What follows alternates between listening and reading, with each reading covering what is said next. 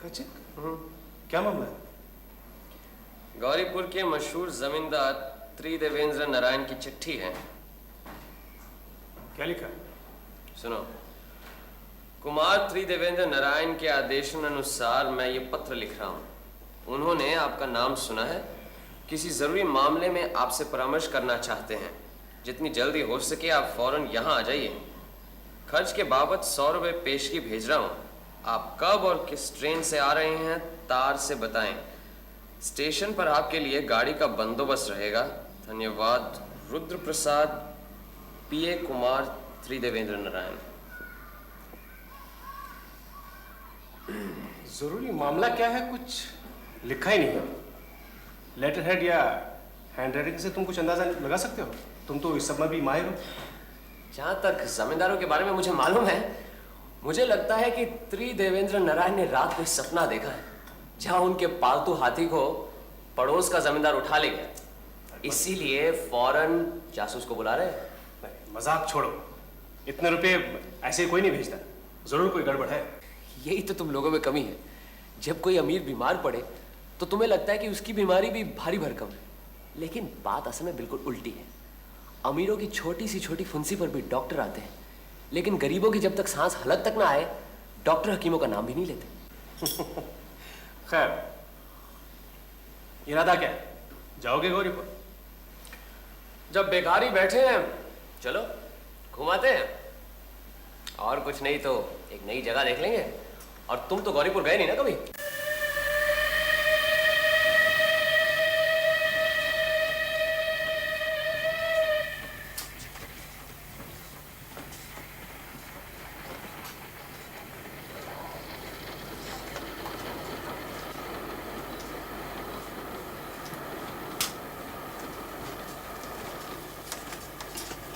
पान लीजिएगा?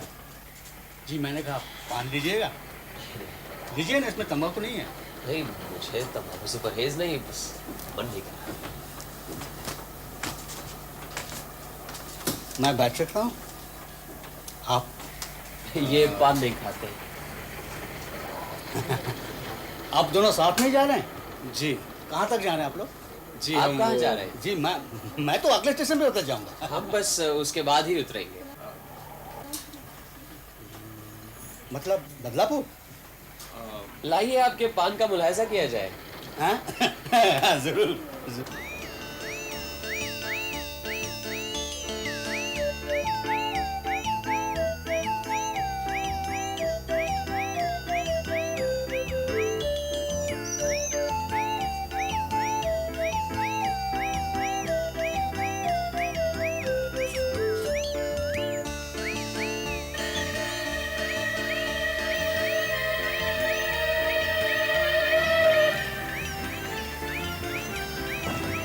अरे, वो पान वाला आदमी तो दूसरे कंपार्टमेंट में चढ़ गया, यही ना?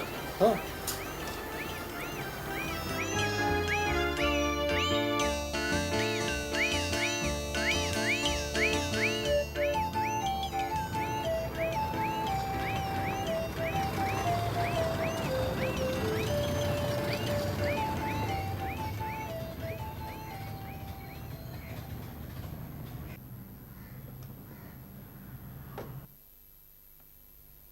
वाह भाई, क्या आलीशान बंगला है। हाँ। मैं कुमार त्रिदेवेंद्र नारायण का प्राइवेट सेक्रेटरी हूँ, रुद्र प्रसाद। मैंने ही आपको चिट्ठी लिखी थी। अच्छा। रास्ते में कोई तकलीफ तो नहीं हुई? जी नहीं। रघुवीर, सामान ले आओ। आइए। आप ही व्योमकेश बाबू हैं? जी हाँ, अजीत कुमार बैनर्जी, ये मेरे मित्र, सहयोगी और भविष्य में मेरी जीवनी लेखक। आपकी जीवनी लिखने के लिए तो भी बहुत वक्त पड़ा है, पर मुझे बड़ी खुशी हुई कि आप अजीत बाबू को साथ लेकर आए, क्योंकि इनकी लेखनी की वजह से तो हमारा आपके साथ परिचय हुआ है। धन्यवाद।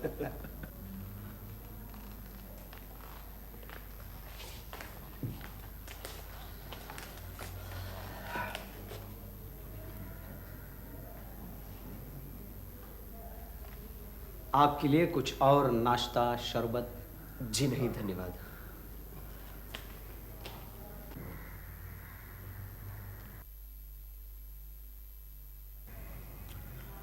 जिस काम के लिए आपको यहाँ आने की तकलीफ दी, वो काम जितना गंभीर है उतना ही उसे गुप्त रखने की जरूरत है। इसलिए सब कुछ बताने के पहले आपको वचन देना होगा कि मैं जो कुछ भी कहूं वो बात हम तीनों के बीच ही रहे। बताइए, किस तरह का वचन लेना होगा? नहीं नहीं, लिखा पढ़ी पूजा पाठ की कोई जरूरत नहीं, आपने कह दिया इतना ही काफी है। अच्छा, अगर घुमा फिरा कर कहानी के रूप में कुछ लिखें तो? जी नहीं, घरेलू मामले की कोई भी बात किसी भी तरह घर के बाहर नहीं जानी चाहिए। आप बेफिक्र रहिए, हम दोनों किसी को कुछ नहीं कहेंगे। हमारी परंपरा के अनुसार बहुत दिनों से हम हीरे जवाहरात इकट्ठे करते आ रहे हैं, ये शायद आपको नहीं मालूम। कुछ कुछ मालूम है। सुना है आपके खानदान में एक अनमोल हीरा है, सीमांत हीरा, और इस तरह का हीरा पूर्व भारत में और कहीं नहीं है। आपको मालूम है? तो आपको यह भी मालूम होगा कि पिछले महीने कलकत्ता में जो हीरे जवाहरात की प्रदर्शनी हुई थी उसमें हमारा सीमांत हीरा भी था। जी मालूम तो है, लेकिन उस वक्त मैं कलकत्ता में नहीं था, इसीलिए प्रदर्शनी में हीरा देखने का मौका नहीं मिला। फिर कभी देखने का मौका मिले या नहीं ये तो नहीं कह सकता। क्यों? सीमांत हीरा चोरी हो गया है। चोरी हो गया? जी, इसीलिए आपको यहां बुलाया है। आपको शुरू से बताता हूं, हमारी जमींदारी बहुत पुरानी है। अंग्रेजों से पहले पठान बादशाहों के समय हमारे पूर्व पुरुषों ने ये जमींदारी हासिल की थी। कैसे हासिल की थी ये बताने में अभी कोई हर्ज नहीं है। हमारे पूर्वज जबरदस्त डाकुओं के गिरोह के सरदार थे। अपने बाहुबल से उन्होंने संपत्ति इकट्ठी की और बाद में बादशाह से सनत के तौर पर जमींदारी पर अख्तियार जमा लिया। वो बादशाही सनत अब भी हमारे पास है और तब से ही सीमांत हीरा हमारे वंश में है। कहते हैं जब तक वो हीरा हमारे वंश में रहेगा हमारा कोई नुकसान नहीं होगा, और अगर किसी भी तरह वो हीरा चला गया तो एक पीढ़ी के अंदर ही हमारा वंश खत्म हो जाएगा। बड़ा लड़का ही जमींदारी का उत्तराधिकारी होता है। यही परंपरा हमारे वंश की भी है। छोटों को भरण पोषण मिलता है। 2 साल पहले हमारे पिताजी के गुजरने के बाद सारी जमींदारी मुझे मिली। मैं उनकी एकमात्र संतान हूँ। मेरे एक चाचा भी हैं, पिताजी के छोटे भाई। जमींदारी से उन्हें 3000 माहवारी दी जाती है। लेकिन हीरे की चोरी कैसे हुई? वही बताता हूँ। हीरों की प्रदर्शनी में मैं खुद स्पेशल बोगी बुक कराकर सीमांत हीरा कलकत्ते ले गया था। नुमाइश का इंतजाम सरकार के जिम्मे था, इसलिए चोरी के डर की कोई बात ही नहीं थी। इसके अलावा हीरा जिस ग्लास के केस में रखा था उसकी चाबी सिर्फ मेरे पास थी। नुमाइश 7 दिन चली। 8वें दिन वो हीरा लेकर मैं वापस यहाँ आ गया। यहाँ आकर पता चला हीरा तो चोरी हो गया, और उस हीरे के बदले जो लेकर आया था वो कांच का टुकड़ा था, जिसकी कीमत शायद 200 भी नहीं। चोरी का पता लगने के बाद सरकार को या फिर प्रदर्शनी वालों को या पुलिस को खबर नहीं दी? नहीं। क्यों? खबर देकर कोई फायदा नहीं होने वाला था, क्योंकि चोरी होने के साथ साथ ये पता लग गया था चोरी किसने की है। किसने की? हमारे चाचा ने। जिन्हें आप हर महीने 3000 रुपए भेजते हैं। जी, इसीलिए तो खबर नहीं की। मैं नहीं चाहता हमारे पारिवारिक कलंक को लेकर अखबार में टीका टिप्पणी हो। अच्छा, आपके चाचा रहते कहाँ हैं? कलकत्ता में। आपने उनका नाम सुना होगा, मशहूर शिल्पी और वैज्ञानिक सर दिगेंद्र नारायण राय। ऐसी बहुमुखी प्रतिभा हमारे देश में कमी है।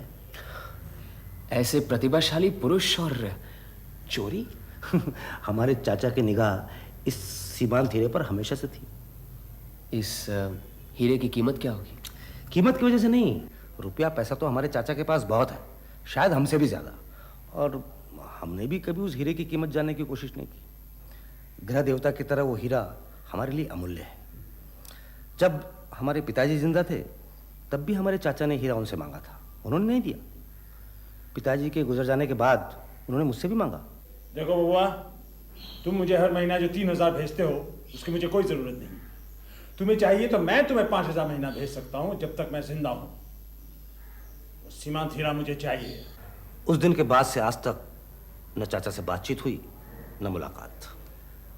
हीरा लेकर जब कलकत्ता से वापस आया तो उनकी एक चिट्ठी मिली। वो चिट्ठी आपको दिखाता हूँ।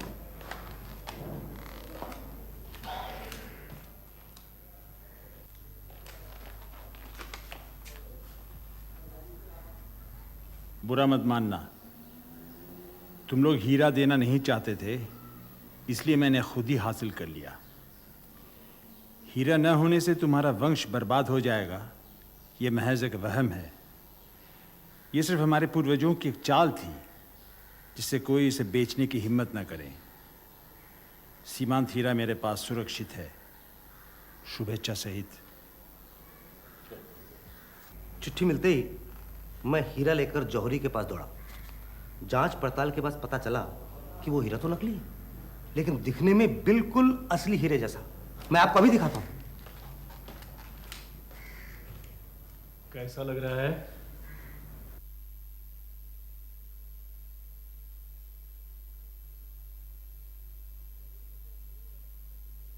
जौहरी के सिवा कोई नहीं बता सकता कि हीरा नकली है।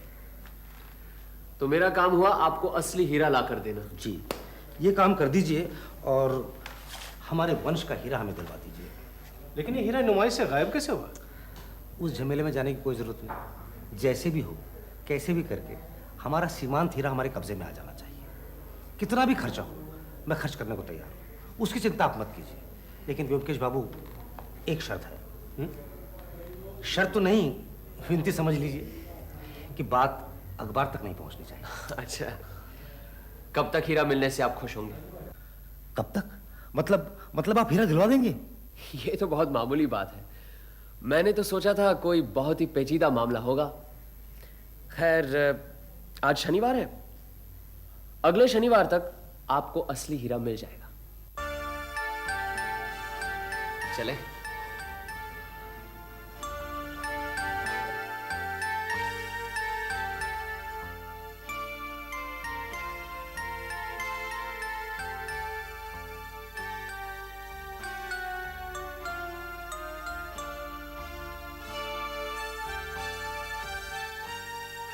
सर, दिगेंद्र का बंगला यही है? हाँ यही है, उधर जाइए। अच्छा।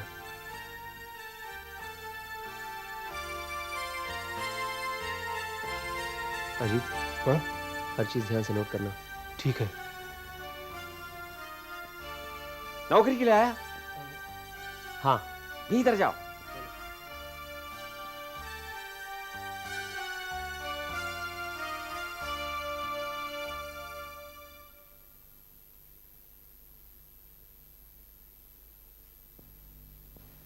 सुनिए जी?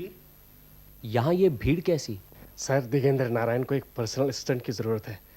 उसी के लिए हम सब उम्मीदवार हैं। आज इंटरव्यू है? जी, 10 बजे।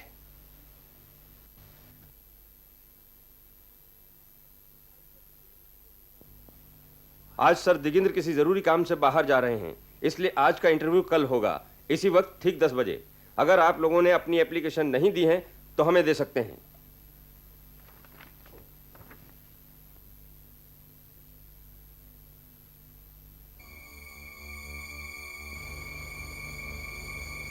सुनिए जी, आप अपनी कॉपी से एक पन्ना देंगे मुझे? जी।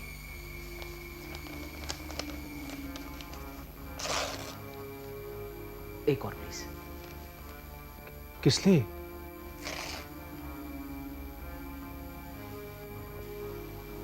बैठो। हाँ? जैसे मैं कहता हूँ वैसे हो। क्या? और यहाँ पर ये भरो इसको। एप्लीकेशन? हाँ, पर्सनल सेक्रेटरी के हाँ? लिए एप्लीकेशन। लिखते जाओ। लेकिन इसका क्या फायदा? और अपना नाम जितेंद्र नाथ लिख दो। जितेंद्र नाथ क्यों? हाँ, लिख दो तो बाद में बताऊँ। हाँ, ऐसे।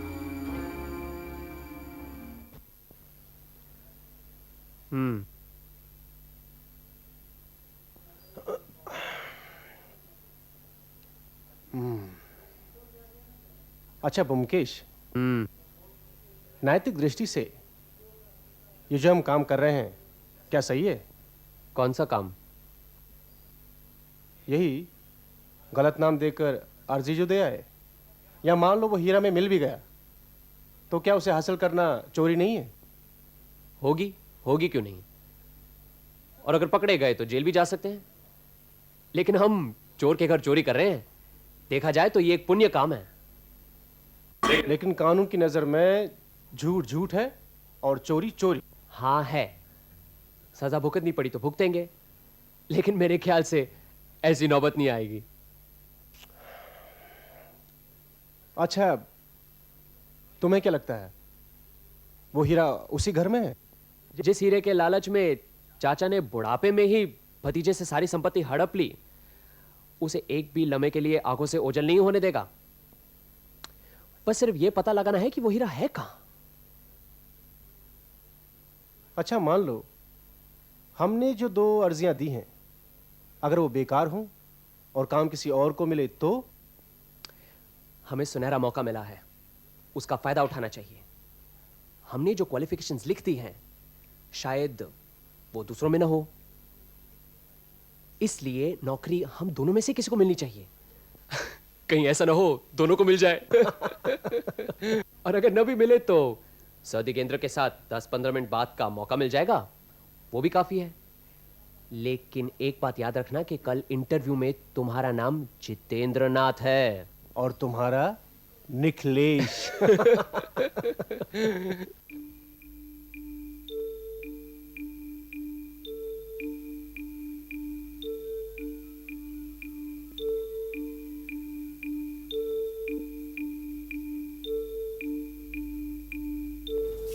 भूपेंद्र,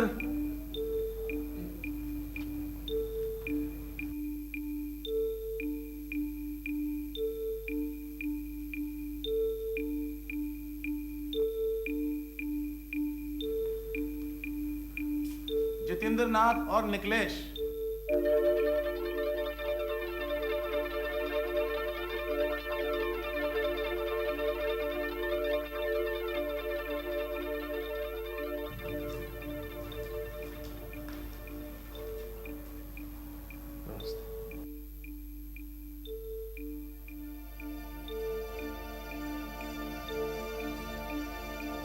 विजय सिंह, जी हुजूर।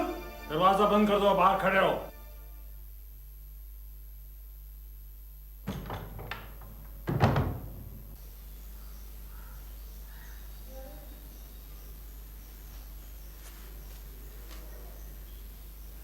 निखिलेश किसका नाम है? जी मेरा। तुम निखिलेश हो जी। और तुम जितेंद्र नाथ? जी। तुम दोनों ने क्या सलाह कर दरखास्त दी है? सर मैंने नहीं पहचानता। अच्छा, लेकिन दोनों ने बिल्कुल एक जैसा कागज इस्तेमाल किया है। लगता है एक ही नोटबुक से लिए गए हैं। सर नोटबुक तो सब एक जैसी होती हैं। तुम एमए पास हो? जी। कलकत्ता यूनिवर्सिटी से? जी। कलकत्ता यूनिवर्सिटी के पिछले 10 साल के एमए रिजल्ट्स मेरे पास हैं। तुमने किस साल पास किया? इसी साल, पिछले महीने ही नतीजा निकला है। इस साल का नतीजा इस फाइल में नहीं है। शॉर्ट हैंड और टाइपिंग की जो स्पीड लिखी है, उम्मीद है वो भी एमए डिग्री की तरह ठीक होगी। Yes sir. मेरे हिसाब से तुम ही एक कैंडिडेट हो जो सब तरह से फिट हो। बैठो। Ajit babu. Yes sir.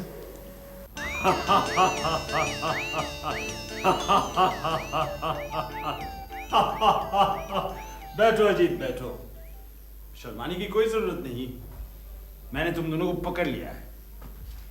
Sir Digendra Narayan को धोखा देने की धृष्टता देखकर मुझे मजा आ रहा है। और ब्योमकेश, तुम ऐसा एक बचकाना काम करोगे ये उम्मीद नहीं थी। तुम्हारी उम्र ज्यादा नहीं, लेकिन देखकर तो लगता है भेजे में बुद्धि है। और ब्रेन मैटर 50 आउंस तो है ही। लेकिन सर ब्रेन मैटर से क्या होता है? सब निर्भर करता है कन्वोल्यूशन पर। हालांकि कूट बुद्धि, इंट्यूशन, हठधर्मी, ये सब तो पर्याप्त है। और रीजनिंग पावर भी डेवलप लगता है। इंटेलिजेंट कहा जा सकता है, क्यों?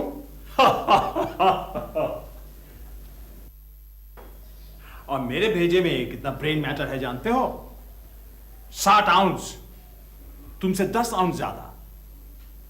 यानी कि एक गोरीला और आम इंसान की बुद्धि में जो अंतर है, वही है तुम्हारी और मेरी बुद्धि में। तो मैं अगर इंसान हूं तो तुम क्या हुए? बबुआ ने तुम्हें भेजा है, कुमार त्रिदेवेंद्र नारायण, हीरा हासिल करने के लिए। तो क्या तुम 50 आउंस ब्रेन मैटर लेकर वो कर पाओगे? क्या बात है ब्योमकेश, बिल्कुल ठंडे पड़ गए। पंडित बनकर भगवान चुराने आए हो, तो क्या ये चोरी कर पाओगे? 7 दिन के अंदर कुमार त्रिदेवेंद्र नारायण को ये हीरा वापस ला कर दूंगा, ये वचन देकर आया हूं मैं। अच्छा, 7 दिन के अंदर? अरे वाह वाह, क्या बात है। तो कैसे करोगे ये चोरी? हमें भी तो कुछ पता चले। तुम्हें मालूम है, अभी धक्के मार के तुम्हें बाहर फेंकवा सकता हूं। जेल की हवा खाओगे वो अलग। फिलहाल तो आपकी बातों से यही लगता है कि हीरा इसी मकान में है। हाँ है, इसी मकान में है, लेकिन तुम उसे ढूंढ पाओगे? भेजे में है इतनी समझ? आपके हिसाब से 50 आउंस ग्रे मैटर तो है ही, मेरे लिए इतना ही काफी है। अपने आप को बहुत बड़ा 30 मार खां समझते हो ना? तुम जैसा डिटेक्टिव दूसरा नहीं है इस भारतवर्ष में। तुम यहाँ के ब्रतियों हो क्या? मैं यहाँ निकलेश बनकर जरूर आया था, लेकिन अब ब्योमकेश हूं, सत्यान्वेषी, सत्य की खोज करने वाला। सत्यान्वेषी, चलो ठीक है, देखते हैं कौन कितने पानी में है। इस घर में तुम्हें पूरी आजादी है, जहां चाहो जाओ, कोई नहीं रोकेगा। 7 दिन के अंदर हीरा निकालो के जुबान दी थी ना, मैं तुम्हें 7 साल का वक्त दे रहा हूं। ढूंढो हीरा एंड बी डेड। उजले सिंह, इन दोनों को पहचान लो। मैं घर में हूं या ना हूं, ये दोनों घर में कहीं भी आ जा सकते हैं। 7 साल तक इन्हें कोई रुकावट नहीं होनी चाहिए, समझे? तो खड़े क्यों? जाओ। कौआ चला हंस की चाल, समझे ब्योमकेश बख्शी? जिंदगी गुजर जाएगी मगर वो चीज तुम्हें नहीं मिलने वाली। मगर एक शर्त है, इस घर में तस्वीरें, स्कल्पचर, क्यूरियोस चारों तरफ बिखरे हुए हैं। हीरा ढूंढने के उत्साह में ये चीज को कोई नुकसान पहुंचा, टूटा या गिरा, तो उसी वक्त मैं धक्के मार के तुम्हें बाहर निकाल दूंगा। मंजूर? मंजूर है। और कुछ? फिलहाल तो कुछ नहीं। सर, मुझे एक बात जानने की बड़ी उत्सुकता हो रही है। आपको कैसे पता चला कि हम ब्योमकेश और अजीत हैं? उजले सिंह, सचिन को बुलाओ। जी हुजूर। क्यों Byomkesh Bakshi, as detective of India, इनके सवाल का जवाब दे सकते हो? नमस्कार सर, नमस्कार नमस्कार। इनसे मिलिए, ब्योमकेश बख्शी, अजीत बैनर्जी। हम मिल चुके हैं सर।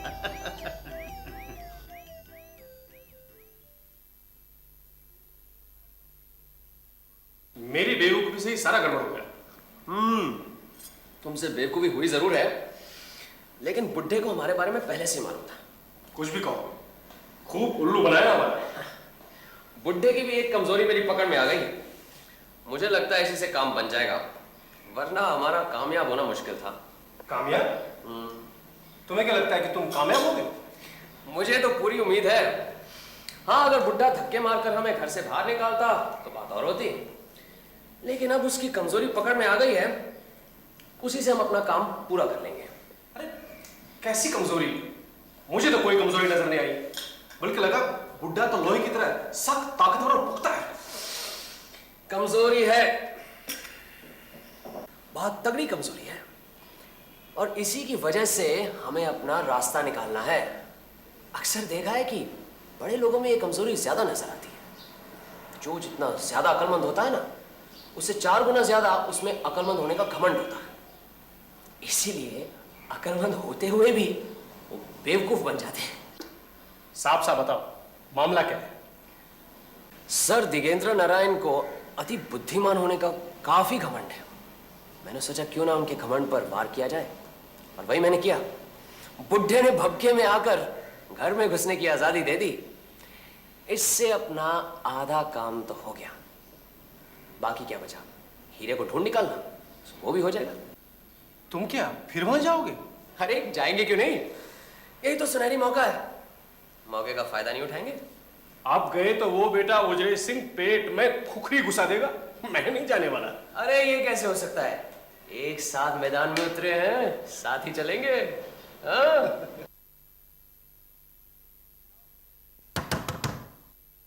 आ जाओ। नमस्कार। हीरा मिला? जी नहीं, मिल जाएगा। ये क्या बना रहे हैं? विख्यात नटराज मूर्ति का एक छोटा सा प्लास्टर कास्ट तैयार कर रहा हूँ। मैं इसे पेपर वेट की तरह इस्तेमाल करता हूँ।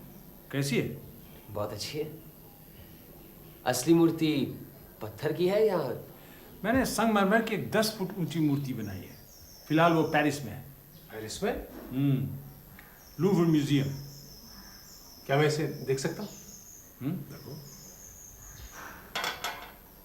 इसे आप खुद ही मोल्ड करते हैं? और कौन करेगा? क्या ये बाजार में मिलती है? बाजार में मिलती तो क्या खरीदते?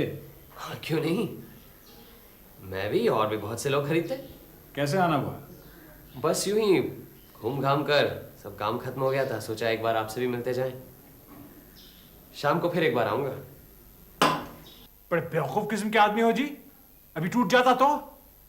कोई भी चीज टूटी तो उसी वक्त घर से निकाल दूंगा। जी मुझे बहुत अफसोस है। I am so sorry. आइंदा सावधानी बरतूंगा। ये सब नाजुक कलाकृतियां हैं, इन्हें कोई अनाड़ी की तरह हाथ लगाने से मैं आग बबूला हो जाता हूँ। जी आपका कहना बिल्कुल ठीक है। I am sorry again. अच्छा तो चलते हैं। क्या क्या अभी आए अभी चल दिए? नहीं, एक जरूरी काम याद आ गया। इंपीरियल लाइब्रेरी जाना है। तो शाम को आ रहे हो ना? जी जरूर। ठीक है, आगे चाय पीने हमारे साथ। जी थैंक यू। नमस्कार।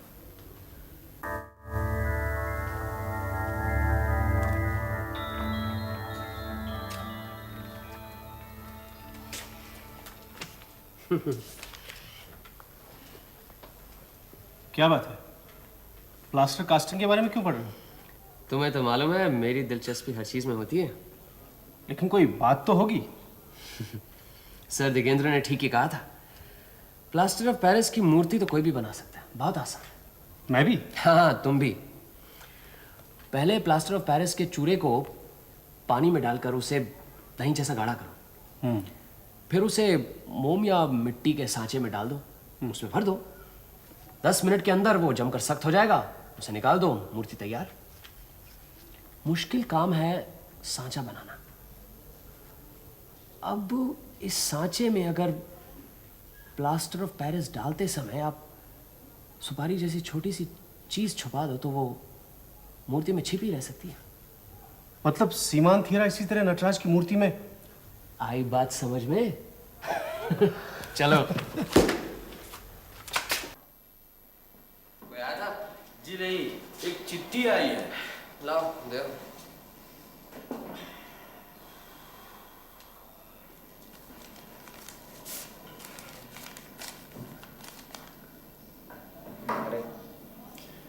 गौरीपुर से त्रिदेवेंद्र नारायण आ गए हैं, ग्रैंड होटल में है। वो तो आएंगे। वादे के मुताबिक शनिवार को उन्हें सीमांत हीरा मिल जाना चाहिए।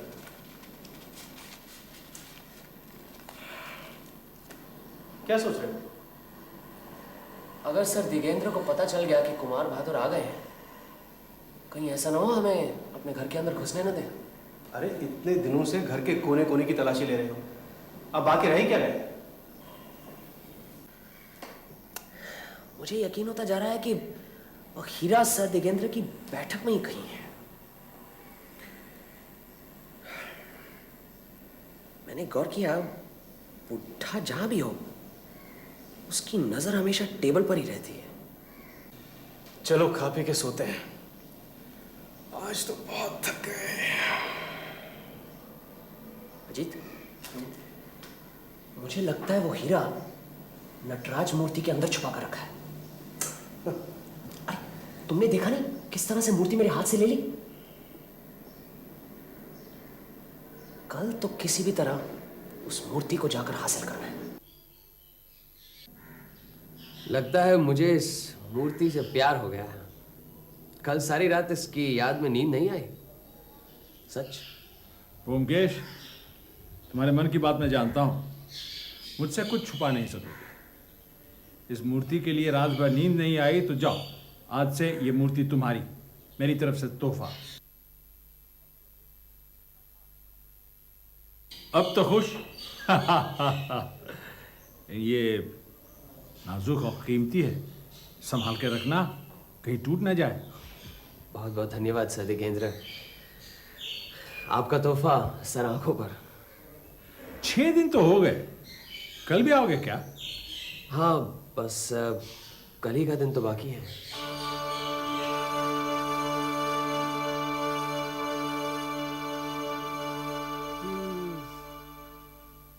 हार गए जीत। क्या बात है? मेरी कुछ पल्ले नहीं पड़ रहा।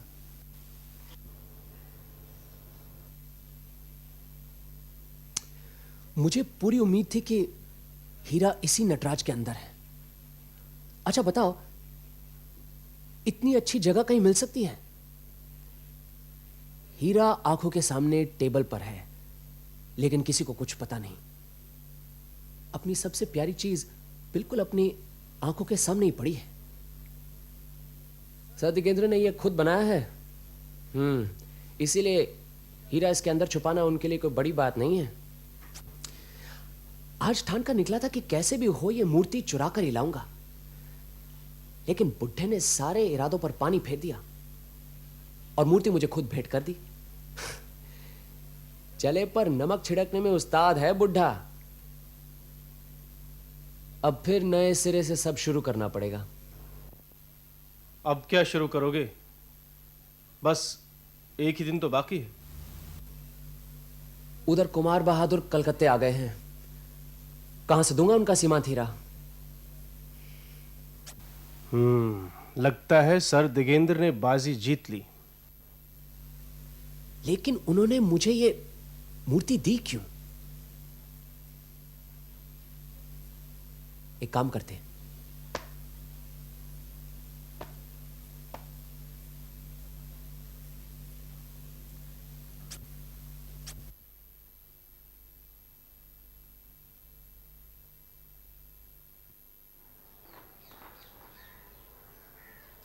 कैसे हो उजरे सिंह? ठीक है साहब। आज हम तुमसे मिलने आया। कितने दिनों से हो यहाँ तुम? साहब बोला आप लोग को अंदर बैठने के लिए। तुम क्या कभी अपने मुल्क जाता नहीं? किधर है मुल्क को, नेपाल या दार्जिलिंग? साहब बोला आप लोग को चाय पिए तो हम देंगे, आप अंदर बैठिए। अच्छा लाओ, तुम्हारा एक बीड़ी दो। बीड़ी हम नहीं पीता साहब, आप अंदर बैठिए। साहब अभी आ जाएंगे, बाहर गया। तुम्हारे साहब अंदर नहीं है? नहीं, लेकिन अभी आ जाएंगे। आप लोग को बोला साहब अंदर बैठने के लिए।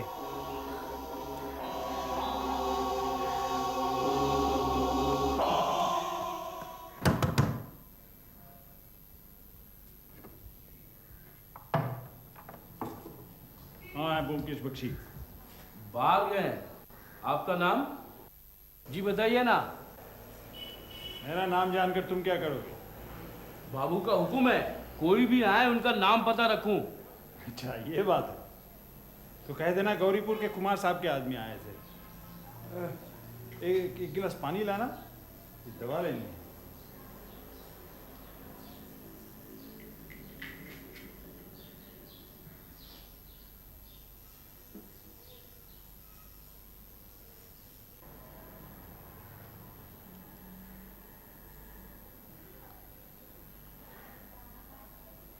तो मैं जाता हूँ, कह देना बाद में मुलाकात होगी।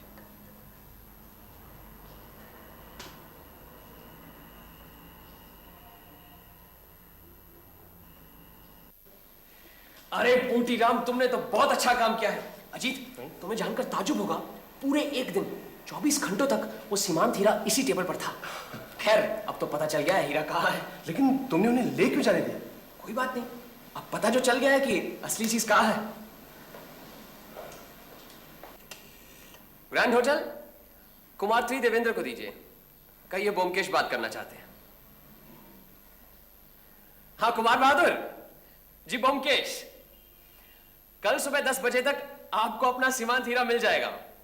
नहीं नहीं, आप 12 बजे की गाड़ी से ही जा सकते हैं।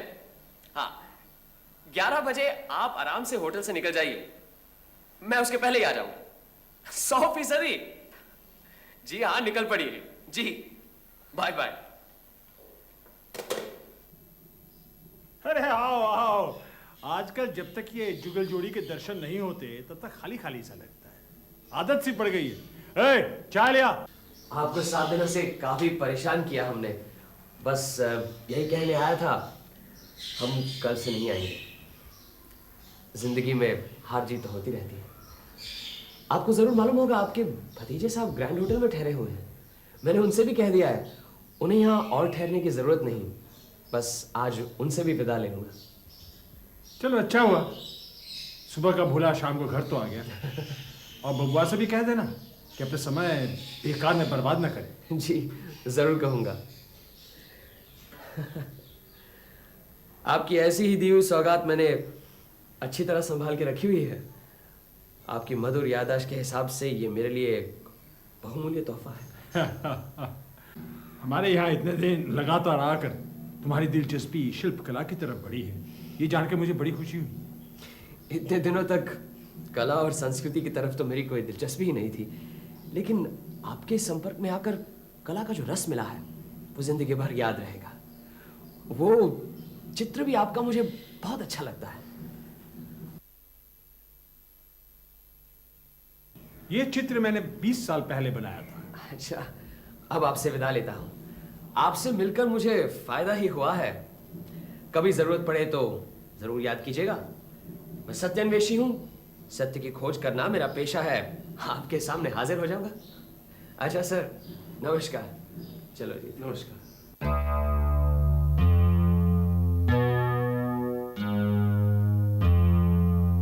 आइए आइए व्योमकेश बाबू, आपने तो कमाल कर दिया। कहाँ है हमारा सीमांत हीरा? ये लीजिए। ये तो हमारे चाचा जी के संगमरमर की बनाई हुई नटराज की मूर्ति की नकल है। हीरा कहाँ है? इसी के अंदर।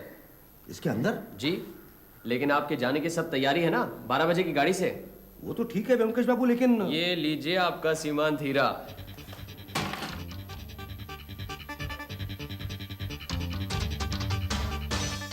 हाँ, यही हमारा सीमांत हीरा है।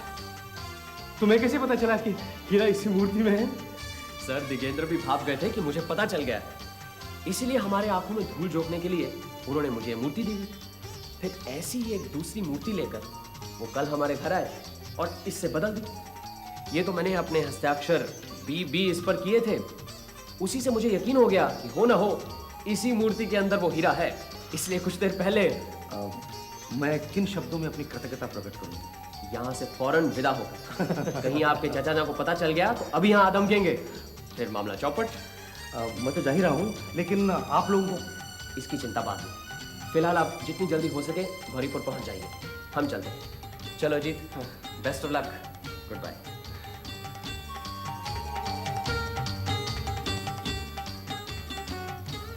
अजीत, ये देखो, लो ये पढ़ो। प्रिय ब्योमकेश बाबू, आपकी कृतज्ञता के जवाब में जो कुछ भेज रहा हूँ वो आपकी प्रतिभा के सामने कुछ नहीं है।